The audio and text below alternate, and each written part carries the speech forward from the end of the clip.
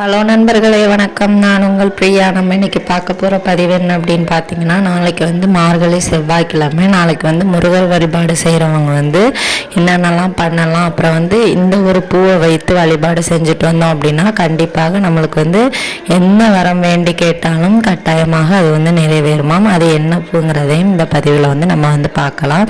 வீடியோவை ஸ்கிப் பண்ணாமல் பாருங்கள். மார்கழினாலே வந்து நம்மளுக்கு வந்து தெய்வ வழிபாட்டுக்கு வந்து உரிய மாதம். ஸோ அதனால் வந்து நாளைக்கு வந்து செவ்வாய்க்கிழமை வேற முருகர் வழிபாட்டிற்கு மிகவும் உகந்த நாள். ஸோ முருகரை வழிபாடு செய்கிறவங்க வந்து இந்த ஒரு பூவை வச்சு வழிபாடு செஞ்சீங்க அப்படின்னா கட்டாயமாக உங்களுக்கு வந்து என்ன மாதிரியான வேண்டுதல்களாக இருந்தாலும் கண்டிப்பாக நிறைவேறும் அப்படின்னு வந்து சொல்லப்படுதுங்க. அது என்ன பூ அப்படின்னு பார்த்தீங்கன்னா சம்மங்கி பூ. இந்த சம்மங்கி பூவை வந்து எல்லாரும் பார்த்துருப்பீங்க. நம்மளுக்கு கல்யாண மாலை, அப்புறம் வந்து கடவுள்களுக்கு ஏதாவது வந்து நம்ம வந்து மாலைகள் வாங்கி போட்டோம்னா அதில் வந்து இந்த சம்மங்கி பூ வந்து இருக்கும்.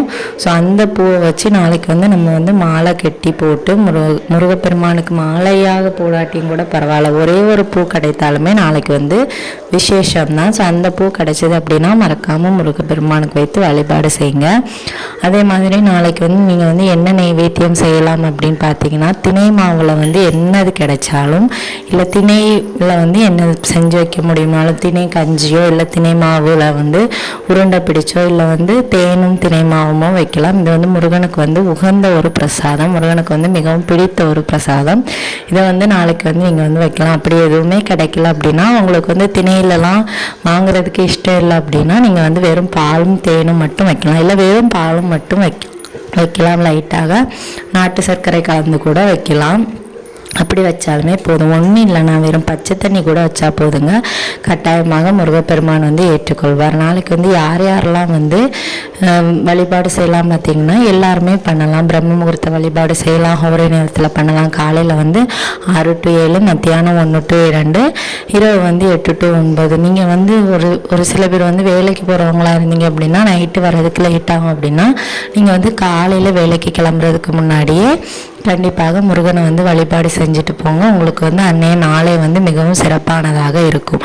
நம்மளுக்கு வந்து ஈவினிங் வந்து நம்மளுக்கு வந்து செய்கிறதுக்கு வந்து கஷ்டமாக இருக்குங்க. காலையில் வந்து எப்படி நம்ம குளிச்சுட்டு தான் வேலைக்கு கிளம்பும்.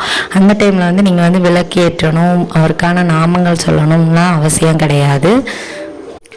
ஜஸ்ட்டு வந்து நீங்கள் வந்து சாமி கும்பிட்டுட்டு வெறும் திருநீரை மட்டும் ஓ முருகான்னு சொல்லிட்டு வந்து திருநீரை மட்டும் போட்டுட்டு போங்க. அந்த திருநீருக்கு இருக்கிற சக்தியே வந்து வேறுங்க. அதனால் வந்து நீங்கள் வந்து கட்டாயமாக மறக்காமல் இதை வந்து செஞ்சு பாருங்கள். உங்களுக்கு வந்து உங்களோட லைஃப்பில் வந்து மாற்றத்தை நீங்கள் வந்து உணர முடியும். முருகப்பெருமான் வந்து அவ்வளவு மாற்றத்தை கொடுப்பார். இந்த மார்கழி மாதம் வரக்கூடிய ஒவ்வொரு நாட்களையுமே நீங்கள் வந்து முருக வழிபாடு செய்கிறது வந்து மிகவும் ஒரு சிறப்பான விஷயமா இருக்கும். உங்கள் யார் யாருக்கு வந்து என்ன கடவுள் வந்து இஷ்ட கடவுளோ அந்த கடவுளை வந்து நீங்கள் வந்து வழிபடலாம். வந்து என்ன மாதிரியான விளக்குகள் ஏற்றணும்னா, ஒரு அகல் தீபம் ஏற்றலாம். இல்லை வந்து வெற்றிலை தீபம் போடுறவங்க வந்து வெற்றிலை தீபம் 6 வெற்றிலை வைத்து நடுவில் வந்து ஒரு அகல் வைத்து வெற்றிலை தீபம் போடலாம். நெய் தீபம் போடலாம், நல்ல நெய் தீபம். முக்கியமாக பச்சை மற்றும் சிவப்பு நிற திரிகளில் வந்து நாளைக்கு வந்து தீபம் போடுறது வந்து மிகவும் சிறப்பானதாக இருக்கும். அதுக்கப்புறமா வந்து நாளைக்கு வந்து நீங்கள் வந்து என்ன மாதிரியான முருகர் நாமம் வந்து சொல்லணும் அப்படின்னு பார்த்தீங்கன்னா, நீங்கள் வந்து ஓம் சரவணபவ போற்றி சொல்லலாம். இல்லை வந்து ஓம் ஐம் க்ளீம் வேல் காக்க சொல்லலாம். இந்த வேல் மந்திரம் வந்து ரொம்பவும் சிறப்பு வாய்ந்தது. இல்லாட்டி வந்து ஓம் சஷ்டி பதையே நமோ நமக, இது வந்து சஷ்டி அன்னைக்கு தான் சொல்லணும்னு கிடையாது. எல்லா நாட்களையுமே வந்து முருகப்பெருமானுக்கு வந்து சொல்லலாம். உங்களுக்கு வந்து எந்த நாமமும் சொல்ல முடியலை அப்படின்னா கண்டிப்பாக ஓம் முருகா போற்றியாவது சொல்லுங்கள். ஒரு 6 முறை கூட சொன்னாலும் போதும்.